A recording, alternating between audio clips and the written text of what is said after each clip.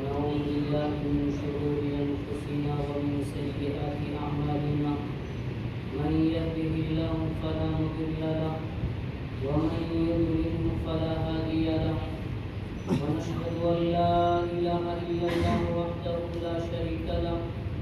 ونشهد أن سيدنا وسندنا وحبيبنا وشفيعنا ومولانا محمدا عبده ورسوله أما بعد فأعوذ بالله من الشيطان الرجيم بسم الله الرحمن الرحيم ألف لام ميم ذلك الكتاب لا ريب فيه هدى للمتقين صدق الله العظيم وصدق رسوله النبي الكريم ونحن على ذلك لمن الشاهدين والشاكرين رب اشرح لي صدري ويسر لي أمري واحلل عقدة من لساني يفقهوا قولي اللهم صل على سيدنا نبينا ومولانا محمد في أول كلامنا اللهم صل على سيدنا نبينا ومولانا محمد في أوسط كلامنا اللهم صل على سيدنا نبينا ومولانا محمد في آخر كلامنا يا رب صل وسلم دائما أبدا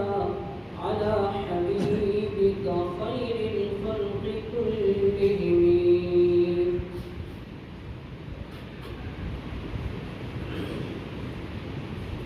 لائق تعظیم و حرمت اس لیے قرآن ہے لائق تعظیم و حرمت اس لیے قرآن ہے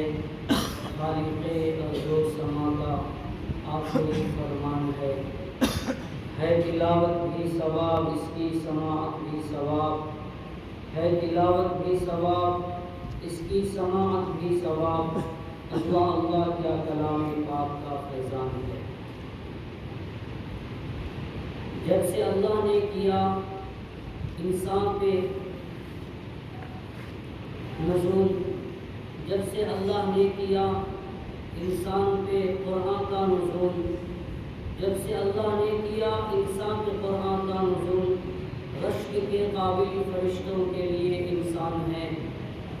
یا تو چاہا تھا عمر نے صاحب قرآن کا قتل یا ہوئے قرآن کے قربا کیا خدا کی شان ہے اور بجھ نہیں سکتا کسی آندھی سے قرآن کا چراغ بجھ نہیں سکتا کسی آندھی سے قرآن کا چراغ آندھیوں خود آزمائو سامنے میدان ہے اور یہ تو سچ ہے سب کے آخر میں ہوا اس کا نزول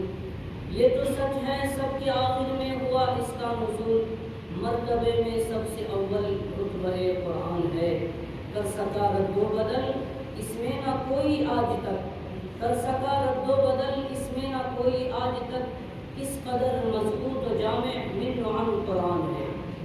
عزیزان محترم وقت بھی کافی ہو چکا ہے میں زیادہ آپ کے درمیان حائل نہیں ہونا چاہتا مختصر بات کر کے میں جو ہے آپ سے رخصت ہو جاؤں گا جیسے کہ آپ حضرات کو معلوم ہے کہ آج تراویح کی نماز میں ہماری جامع مسجد میں قرآن مقدس مکمل کیا گیا ہے انتہائی مبارکباد ہیں وہ صاحب قرآن حافظ قرآن جنہوں نے قرآن مقدس کو تراویح کی نماز میں سنایا اور اسی طریقے سے انتہائی قابل مبارکباد ہیں وہ حضرات کہ جنہوں نے باوجود موسم کی خرابی کے قرآن مقدس کو سنا ہے اللہ تبارک و تعالیٰ سننے سنانے کو قبول فرمائے عزیزان محترم اللہ تبارک و تعالیٰ نے بہت ساری نعمتوں سے ہم اور آپ کو نوازا ہے لیکن وہ 4 چیزوں کا میں آپ کے سامنے ذکر کروں گا کہ جس سے کبھی دل اکتاتا نہیں، کبھی بیزار نہیں ہوتا۔ وہ 4 چیزیں کیا ہیں؟ ایک تو آسمان ہے، اور ایک پانی ہے، ایک کعبۃ اللہ ہے، اور ایک قرآن ہے۔ کوئی یہ نہیں کہتا کہ آسمان کو دیکھتے دیکھتے بیزار ہو چکا ہوں، بلکہ جب بھی آسمان کو اپنی نگاہوں سے دیکھتا ہے تو اللہ کی قدرت کا نظارہ کرتا ہے۔ اور اسی طریقے سے پانی ہے۔ پانی کبھی یہ نہیں کہتا کہ پیتے پیتے زمانہ ہو گیا، حالانکہ انسان کو اگر پیاس لگے پانی کے بجائے کوئی دوسری چیز دی جائے تو پیاس نہیں بجھتی۔ تو آسمان اور پانی اس سے تو ساری دنیا نفع حاصل کرتی ہے، لیکن ایمان والوں کے لیے فرمایا کہ کعبۃ اللہ اور قرآن۔ جب ایک ایمان والا کعبۃ اللہ کی زیارت کرتا ہے اور اللہ تبارک و تعالیٰ جسے نصیب کرے بار بار جاتا ہے، تو بار بار یہ تمنا ہوتی ہے کہ اللہ تبارک و تعالیٰ مجھے بار بار بلائے اور میں کعبۃ اللہ کو دیکھوں، کعبۃ اللہ کی زیارت کروں، کبھی دل اکتاتا نہیں۔ اسی طریقے سے دوستو بزرگوں، کلام مقدس ہے،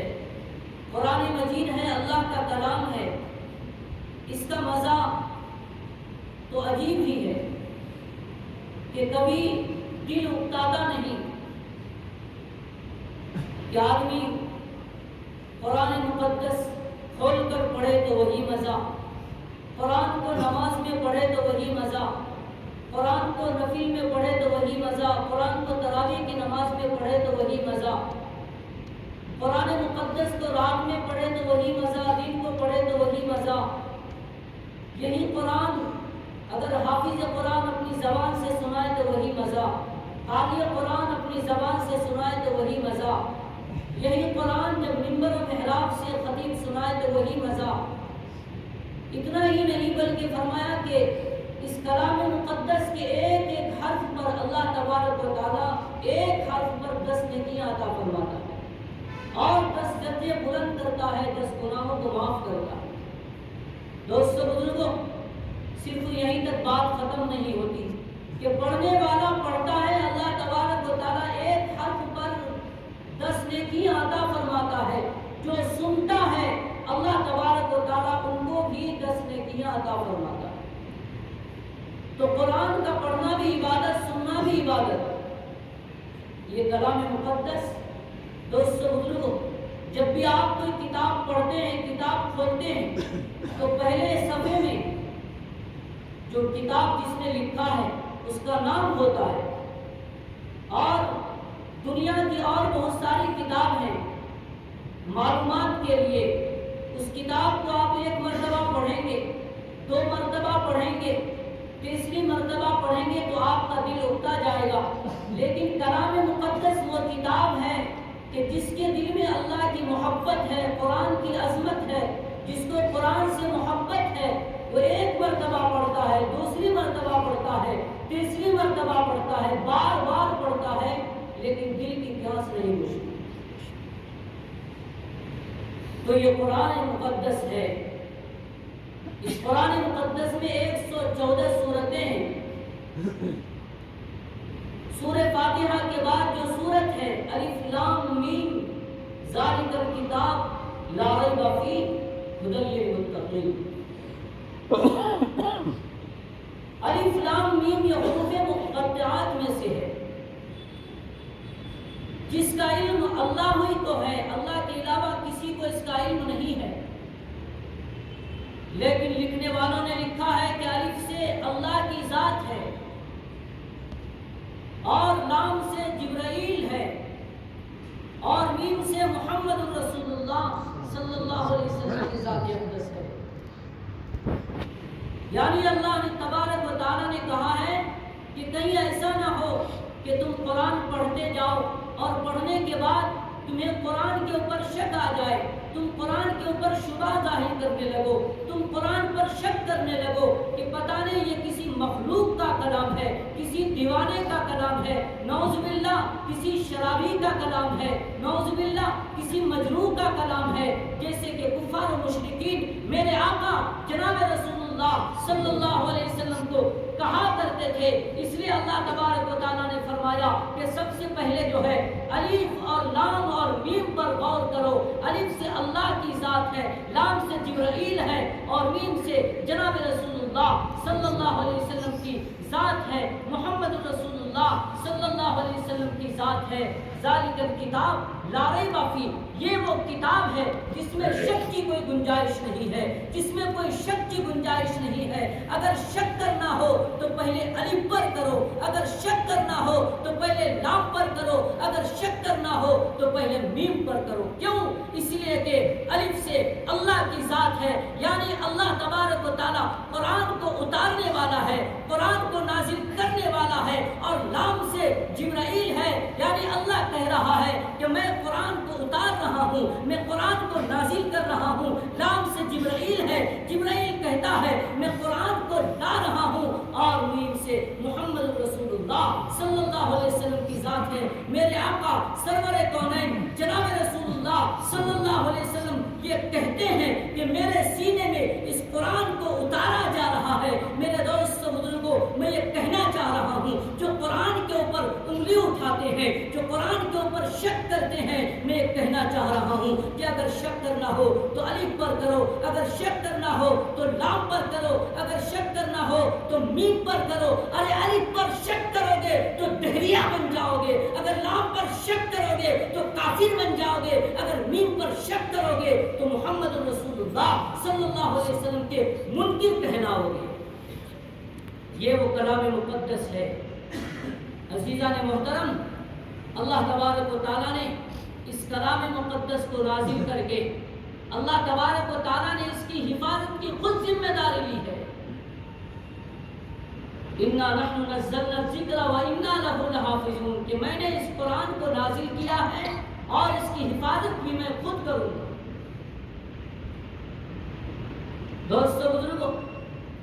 بہت ساری اور بھی کتابیں ہیں، لیکن اس میں تبدیلی آ گئی، ان کتابوں کو بدل دیا گیا، لیکن قرآن مقدس وہ کتاب ہے کہ قیامت تک اس میں ذرہ برابر بھی کوئی بدل نہیں سکتا۔ بلکہ میں تو یہ کہتا ہوں کہ اگر کوئی قرآن کو بدلنا چاہتا ہے، اگر کوئی قرآن پر انگلی اٹھانا چاہتا ہے،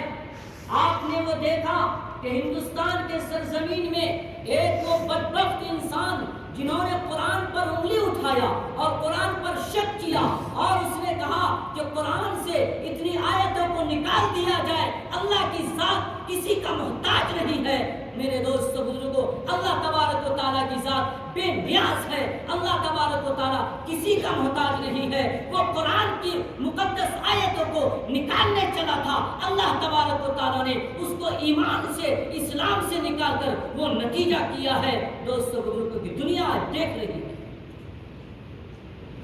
تو قرآن کے اوپر انگلی اٹھانے والے کا یہی نتیجہ ہوگا، قرآن کے اوپر انگلی اٹھانے والے کا یہی حشر ہوگا۔ یہ تو دنیا کا حال ہے، آخرت میں کیا ہوگا میرے دوستو بزرگوں؟ تو قرآن مقدس، ہاں یہ وہ کلام ہے، یہ وہ کلام ہے کہ جس پر جو ہے کوئی شک کی گنجائش نہیں ہے، کوئی شبہ کی گنجائش نہیں ہے۔ اور میں نے عرض کیا کہ اور بہت ساری کتابیں ہیں، ایک کتاب ہے اور ایک کلام ہے۔ فرمایا کہ کتاب جس کو لکھی جائے اسے کتاب کہا جاتا ہے، اور جو بولا جائے اسے کلام کہا جاتا ہے۔ دوستو بزرگوں، توریت، انجیل اور زبور یہ کتاب ہے، لیکن کلام اللہ جو ہے یہ اللہ کا کلام ہے۔ ہاں، توریت جو ہے وہ کتاب کی شکل میں آئی، انجیل کتاب کی شکل میں آئی، زبور کتاب کی شکل میں آئی، لیکن قرآن مقدس جو ہے یہ کلام الہی ہے، یہ کلام خدا ہے، یعنی اللہ نے جو کلام کیا ہے، اللہ نے جو بولا ہے، یہ کلام مقدس ہے۔ فرمایا کہ اگر کوئی اللہ سے بات کرنا چاہے، وہ یہ چاہتا ہے کہ میں اللہ سے بات کروں، تو میرے دوستو بزرگوں فرمایا کہ وہ قرآن مقدس کی تلاوت کرے، وہ قرآن پڑھتا جائے گا، وہ قرآن پڑھتا جائے گا، اور اللہ تبارک قرآن کو کوئی مٹا نہیں سکا ہے اور قیامت تک، کیونکہ اللہ تبارک و تعالیٰ نے اس کی حفاظت کی ذمہ داری خود لی ہے۔ اللہ تبارک و تعالیٰ نے اس قرآن مقدس کی حفاظت کی ذمہ داری خود لی ہے۔ فرمایا کہ قرآن مقدس کے حروف کو جمع کرو تو وہ الفاظ، اور الفاظ کو کلمے میں، پھر کلمے کو جملے میں، اور پھر جملوں کو جو ہے آیت بناؤ، اور آیتوں کو ملا کر جو ہے رکوع بناؤ، اور رکوعوں کو ملا کر جو ہے پھر جو ہے سورت بناؤ، اور سورتوں کو ملا کر منزلیں بناؤ۔ اور قرآن مقدس میں جو ہے 7 منزلیں ہیں، اور قرآن مقدس میں 14 سجدے ہیں، اور قرآن مقدس کے 30 پارے ہیں، اور قرآن مقدس میں 6666 آیتیں ہیں، اور قرآن مقدس میں 1771 مدیں ہیں، اور قرآن مقدس میں 1270 پر 4 تشہیریں ہیں۔ اور اسی طریقے سے دوستو بزرگوں، قرآن مقدس کی جو ہے ایک ایک حرف کی اللہ تبارک و تعالیٰ نے حفاظت کی ذمہ داری لی ہے۔ فرمایا کہ قرآن مقدس میں 3,21,250 حروف ہیں۔ اللہ تبارک و تعالیٰ نے ایک ایک حرف کی حفاظت کی ہے۔ کیوں؟ اس لیے کہ اللہ تبارک و تعالیٰ نے اس کی حفاظت کی ذمہ داری خود لی ہے۔ اللہ تبارک و تعالیٰ نے اپنے کلام مقدس کی اس طریقے سے حفاظت کی ہے کہ اللہ تبارک و تعالیٰ نے قرآن کو اتار کر اس کی حفاظت کی ہے۔ جبرائیل نے قرآن مقدس کو رسول اللہ صلی اللہ علیہ وسلم تک مکمل پہنچا کر اس کلام مقدس کی حفاظت کی ہے۔ جناب رسول اللہ صلی اللہ علیہ وسلم نے صحابہ کرام تک پہنچا کر ان کو سکھا کر اس کلام مقدس کی حفاظت کی ہے۔ صحابہ کرام نے اپنی جان کا نذرانہ پیش کر کے اس کلام مقدس کی حفاظت کی ہے۔ اہل بیت نے کربلا کے میدان میں خون میں لت پت ہو کر کلام مقدس کی حفاظت کی ہے۔ مفسرین نے اس کلام مقدس کی تفسیر کے ذریعے سے حفاظت کی ہے۔ محدثین نے احادیث کی روشنی میں کلام مقدس کی تشریح کر کے اس کلام مقدس کی حفاظت کی ہے۔ مبلغین نے قرآن مقدس کی دعوت دے کے تبلیغ کر کے اس کی حفاظت کی ہے۔ حفاظ نے ایک ایک حرف کو یاد کر کے اس کلام مقدس کی حفاظت کی ہے۔ قاری قرآن نے ایک ایک حرف کو سنوار کر اس کی ادائیگی کے ساتھ جو ہے اس کی حفاظت کی ہے۔ میرے دوست بزرگوں، آج جو آپ یہ دیکھ رہے ہیں، ہمارے ہندوستان میں نہیں بلکہ پوری دنیا میں جو یہ مدارس اسلامیہ ہے، چاہے وہ نورانی قاعدہ پڑھانے والا مدرسین ہو، وہ پڑھا کر جو ہے قرآن مقدس کی حفاظت کر رہے ہیں، اور پڑھنے والا ایک ایک معصوم بچہ ایک ایک حرف کو محنت کر کے مخارج کے ساتھ قرآن مقدس کی حفاظت کر رہا ہے۔ اور یہ جو مدارس ہے میرے دوستوں بزرگوں، مدارس کو قائم کر کے مدارس والے قرآن مقدس کی حفاظت کر رہے ہیں۔ اور اسی طریقے سے آج کے امت مسلمہ کا ایک ایک پیسہ جو ان مدارس میں لگ رہا ہے، ان پیسوں کے ذریعے سے قرآن مقدس کی حفاظت ہو رہی ہے۔ تو یہ قرآن مقدس، اس کی ذمہ داری اللہ تبارک و تعالیٰ نے خود لی ہے کہ میں اس کی حفاظت کروں گا، تو کوئی اس کو بدل نہیں سکتا۔ میرے دوست، دلی کے سرزمین میں ایک پادری ایک چیلنج کیا، اور ایک آگ دہکائی گئی، آگ جلائی گئی، اور کہنے لگا کہ میں اپنے ساتھ بائبل لے کر آیا ہوں، میں اپنے ساتھ انجیل لے کر آیا ہوں،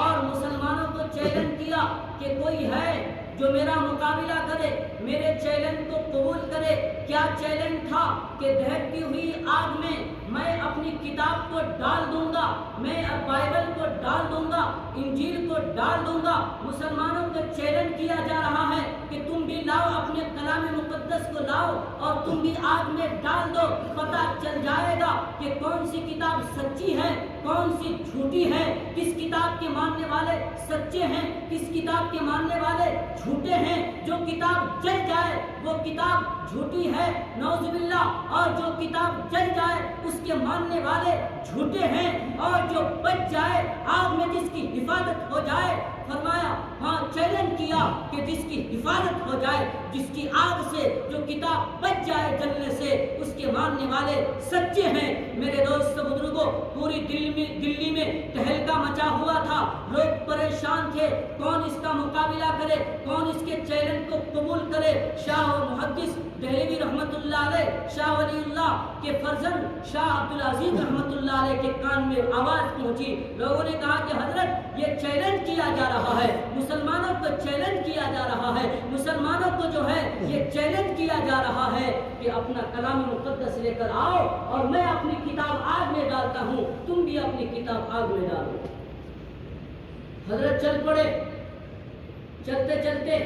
کسی نے کہا کہ حضرت یہ قرآن کا نسخہ تو ساتھ میں لے لیجئے، قرآن تو لے لیجئے۔ حضرت نے کہا کہ قرآن کی کوئی ضرورت نہیں، میں خود جا رہا ہوں۔ حضرت گئے اور کہنے لگے تمہارا چیلنج مجھے منظور ہے، لیکن سنو سنو، قرآن کی بات نہیں ہے، تم جو ہے بائبل کو مانتے ہو اور میں ہاں نبی کا غلام، میں نبی کا عاشق، میں قرآن کو مانتا ہوں، یہ دہتی ہوئی آگ ہے۔ میں چیلنج کر رہا ہوں، میں یہ چیلنج کر رہا ہوں کہ اگر تمہارا ایمان بائبل پر ہے، اگر تمہارا ایمان بائبل پر ہے، اگر تم سچی کتاب مانتے ہو اور تم جو ہے اپنے آپ کو سچا مذہب والا مانتے ہو، میں بھی جو ہے نبی کا عاشق ہوں، میں قرآن کا ماننے والا ہوں، میں نبی کو ماننے والا ہوں، میں بھی اپنے قرآن مقدس کو اپنے ہاتھ میں لیتا ہوں، اور تم بھی اپنی کتاب کو اپنے ہاتھ میں لو، میں بھی کلام مقدس کو سینے سے لگاتا ہوں، اور اب جو ہے چیلنج میں کر رہا ہوں، قبول تجھے کرنا ہے۔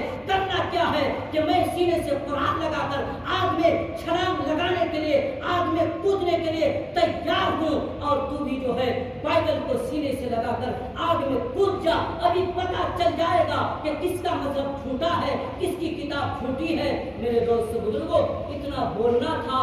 کہ وہ جو ہے سر نیچا کر کے اب بھاگنے کے لیے راستہ دیکھ رہا ہے، خاموش ہو گیا۔ لوگوں نے کہا اب تک تو بڑا چیلنج کر رہا تھا، اب کیا ہو گیا؟ اس نے کہا کہ میں بائبل میں جو ہے میٹیریل لے کر آیا تھا، مسالہ لگا کر آیا تھا کہ اس مسالے کے لگانے کے بعد اگر کتاب کو آگ میں ڈال دیا جاتا تو آگ اسے جلا نہیں سکتی تھی، لیکن میں تو اپنے جسم میں وہ مسالہ لگا کر نہیں آیا ہوں، میں اگر آگ میں کود گیا تو آگ مجھے جلا دے۔ بہرحال میرے دوست بزرگوں، آج بھی پوری دنیا کے دشمن